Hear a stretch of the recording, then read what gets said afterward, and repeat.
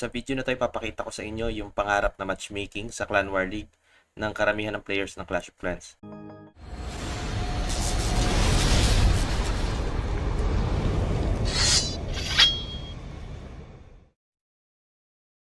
So, bakit ko nasabi pangarap, 'di ba? Papakita ko sa inyo kung bakit. Check natin itong day 2 ng Clan War League sa season ng February sa clan namin. So, yan, kung makikita mo yung matchmaking ng mga town hall dito sa aming clan, kung makikita mo, medyo ano siya, medyo badaya siya, 'di ba?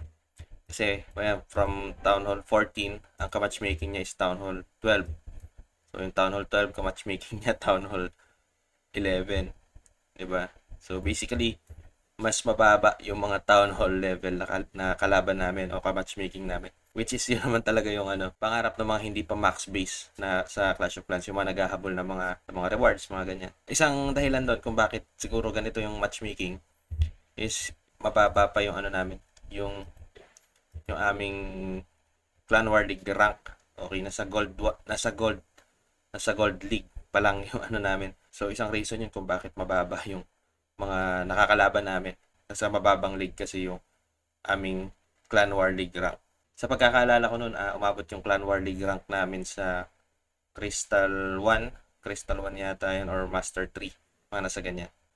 So ayun, so kung makikita mo dito sa matchmaking na to, gaya ko, ako, Town Hall 15 ako. Yung ka-matchmaking ko is Town Hall 14. At saka, isa pa, maraming members sa clan namin ang hindi pa uma-attack. Mga inactive, pero naisama namin sa 30 versus 30. Out of 30, ang uma-attack lang sa amin, siguro mga nasa 20 na accounts lang. Diba? Yung iba, multiple accounts pa. Gaya niyan, may mga hindi uma-attack.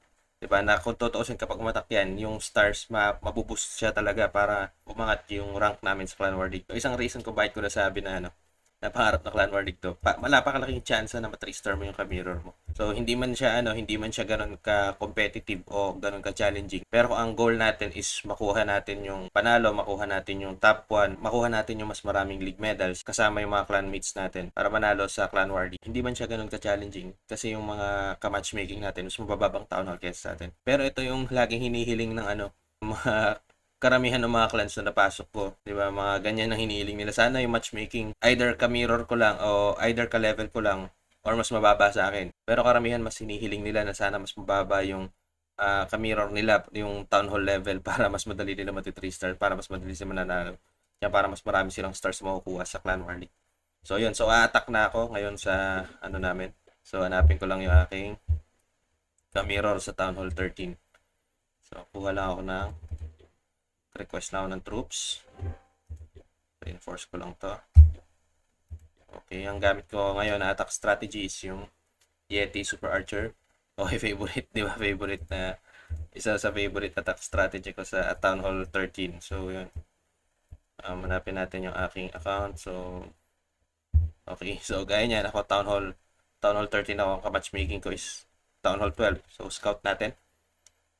So, makikita mo naman, di ba? So, hindi man siya ganun ka-challenging talaga. Pero kaya nga nasabi ko, kung hindi naman competitive yung game na mo at ang goal mo is mapalakas mo muna yung base mo, ma-max mo muna yung base mo.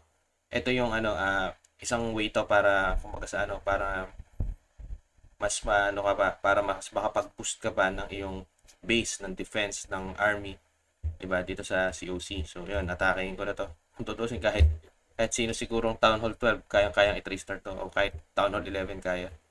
So, ataking natin to. So, nandito ako ngayon sa Google Play Games beta, kaya mouse lang yung gamit ko. So, kahit spam ko na lang siguro to, malaking chance na ma-3-star ko to. Wala namang gilid. Wala akong wall breaker, pero okay lang. For archers.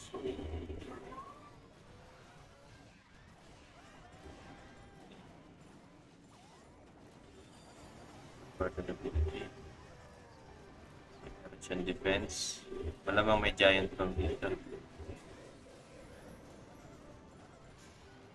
4 1, 2, 3, 4 1, 2, 3, 4 1, 2, 3, 4. Na kumikita mo, diba? Hindi nga na siya ganun ka-challenging talaga. Pero ang goal natin is makakuha tayo ng maraming stars. Usually nangyayari naman talaga 'yan. sa COC yung parang napaka-unfair nung napaka-unfair nung matchmaking. Nangyayari talaga yun sa COC, sa Clash of Clans. Nangyayari pa nga nun minsan nung sa ibang sa mga past na Clan War League namin nun. Town Hall 13, ang ka-matchmaking niya Town Hall 15, may mga ganon. Sa clan naman namin nangyari, kumbaga sa nagkabaliktad. Kami yung mga mabababang Town Hall, tapos yung naka-matchmaking naman namin. Parang hindi pa ganon ka hindi pa ganon ka ganda yung matchmaking talaga ng Clan War League kasi minsan parang may pagka-imbalance pa siya. So sa mga gustong sumali po sa clan namin, pwede po kayong mag-comment sa baba at i-send nyo lang po yung ID nyo para ma-invite ko po kayo sa clan namin. Naghanap din po kasi kami ng mga active members. Hindi hanggat maaari po, hindi maarte kasi yung mga members sa clan po namin hindi maarte, hindi mga demanding. Tsaka hanggat maaari yung mga hindi sana may ligman trash talk para healthy yung community dito sa loob ng clan. I-comment nyo lang po sa baba yung inyong ID. Pwede ko po kayong invite or pa-invite po kayo sa mga co-leaders po ng clan namin. So, yun po. Tuloy po natin. So, hindi na ako gagamit ng cellphone. Confident naman ako na sa tingin ko matitrister ko to using Google Play Games Beta. Ang gagamitin ko na lang mouse na lang. So, medyo mas mahirap kumatak kasi kapag pag mouse compared sa cellphone na mas marami kang ma-access, mas madali mong itap yung mga troops, mas madali mong ma-spam. So, yun. Atakin na natin to. Okay, kompleto naman yung troops ko. So, yung gagamitin ko ang attack strategy, yung ginamit ko lang din kahapon sa day 1 ng Clan War League. So, ito. Sana umubra. Sana ma-3-star natin. Diba? Medyo nakakahiya naman, diba? Kung hindi natin ma-3-star to na Town Hall 15, tas Town Hall 14, Town Hall 13 yung defense. So, yun. Subukan natin. Baka sakaling makuha natin to.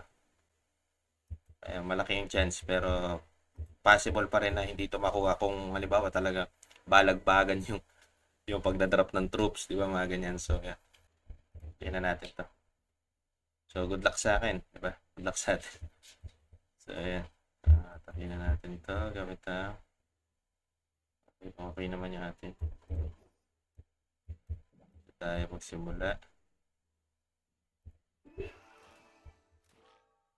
Okay.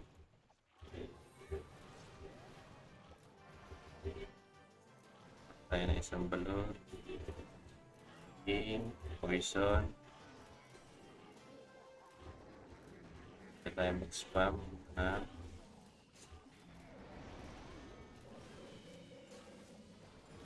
Naman. Number 7. Land Warden. Medyo late.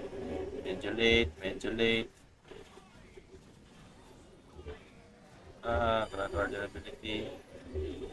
Ganda natin ang Spell Reach. Okay. Royal Champion dito.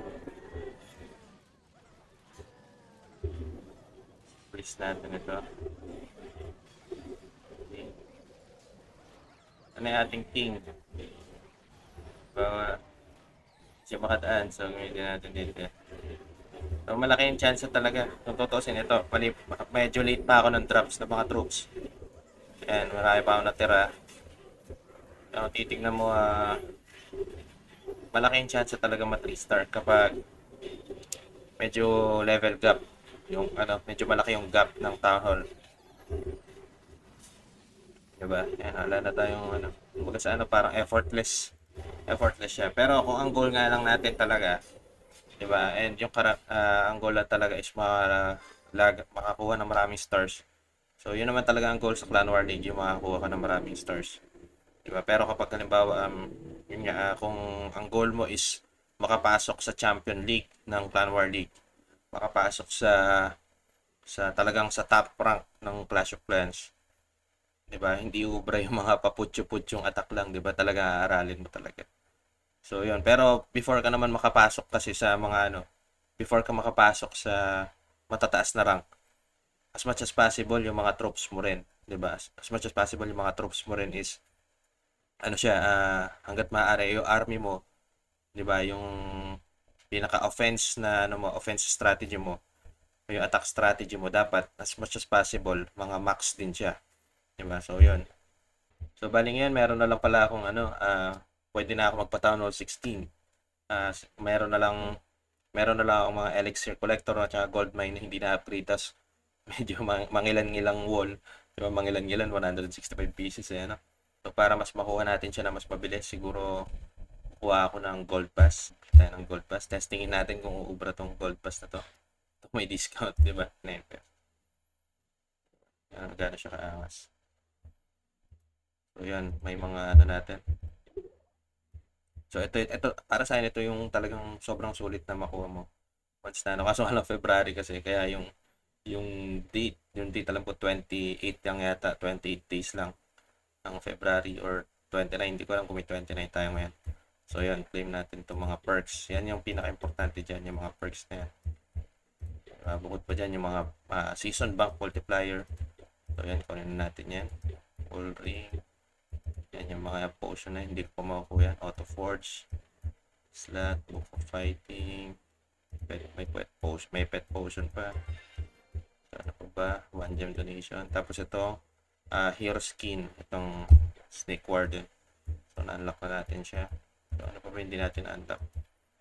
So, along the way, habang umaatak tayo, makukuha natin yung mga rewards na yan. So, ayun. Yung banks, ayan, hindi ako nagbi-builder bank.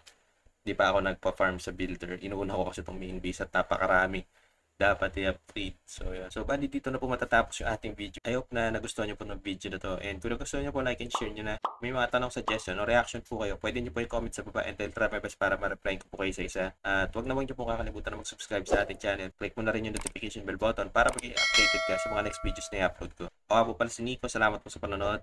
See you soon sa mga next videos. Sikat po kayo palagi. God bless. Bye-bye.